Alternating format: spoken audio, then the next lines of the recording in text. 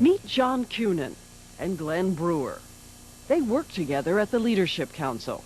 They're both from the Midwest. They went to Big Ten schools, grew up in middle-class families, even play on the same softball team. They're friends.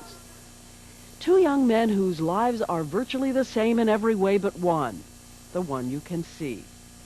A few months ago, John and Glenn agreed to pack their bags and help with our investigation.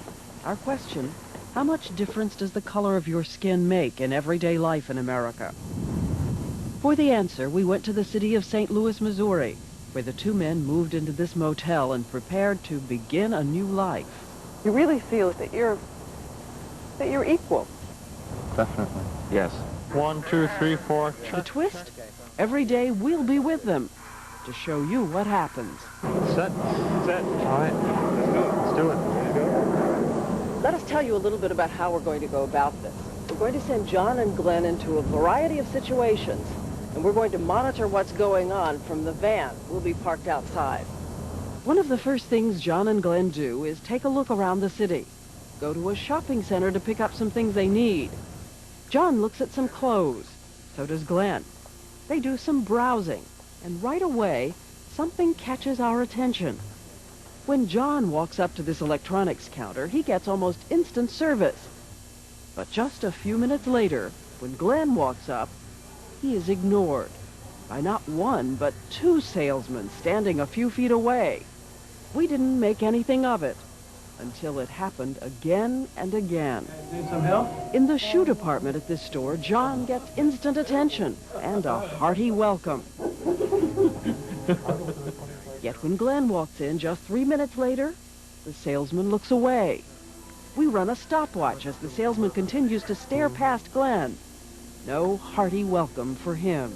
I was standing there and standing there and standing there. And John just barely skirts the fringe of the department. And the guy comes over and he's joking, he's laughing, and that did not happen for me. Even when the two men stroll into a nearby car dealership, Glenn walks up to a new car right in front of the showroom window. Once again, we run the clock. I walked around the car, kicked the tires, looked under the rear at the muffler. It seemed an enormous amount of time to me to stand there and wait for me to spend my money. So you're clear that they knew you were there? Yes. There was a black salesman who looked at me and then looked away. A black salesman? The same salesman who was there in an instant, the moment John set foot on the lot. We can work it out for you. What do I have to do to earn your business? Sign your shoes. What about that? What about that salesman? Julianne Malveaux and Clifford Alexander both study the social and economic consequences of race in America. She's an economist at Berkeley. He's a consultant and former Secretary of the Army. His life lesson is the same life lesson that the white salesman got, that this is a group of people that for some reason I should deal with differently, despite the fact that I might make some money from them. That different treatment became apparent in another way when our two testers went to a record store.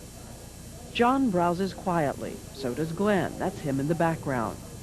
But now, watch the salesman approaching from the left. He stops next to Glenn. He's not offering to help him, he's tailing him. And when I moved, he moved. And I think after about the second or third time when that happened, it suddenly dawned on me. He is there strictly to follow me around. I was surprised to see him trailing Glenn in the shop because he wasn't trailing me. This salesman who followed Glenn around in that store, men like that would say to you, this is not racist behavior.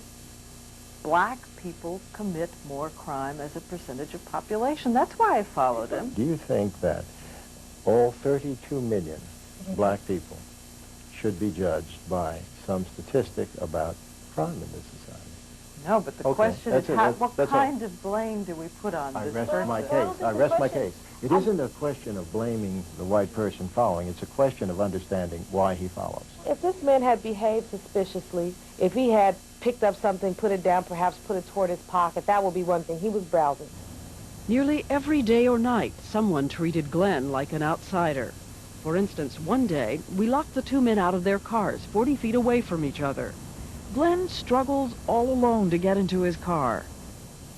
John, on the other hand, has a small crowd of passersby offering information and help. If you call the police, they'll come open it for you. Everybody who came by in my car, it seemed, had something to say to me. And you? Nothing. No help, no one. One night, John and Glenn go for a walk in downtown St. Louis, one just ahead of the other. But when a police car passes by, it's Glenn who gets the pointed once-over. When he got to where John was, he rolled right by John. But he stopped and leaned out the window just to inspect you. Yes. And on another night, walking on a residential street in White, South St. Louis, a truck slows down next to Glenn. Our microphone picks up the man leaning out and telling Glenn he's in the wrong neighborhood. Okay. The implication there was we were not where we were supposed to be. Which is in the north part of St. Louis as far as they was concerned. Yes. So you're constantly doing this calculus of what am I going to do about this? Am I going to tell him to shove it?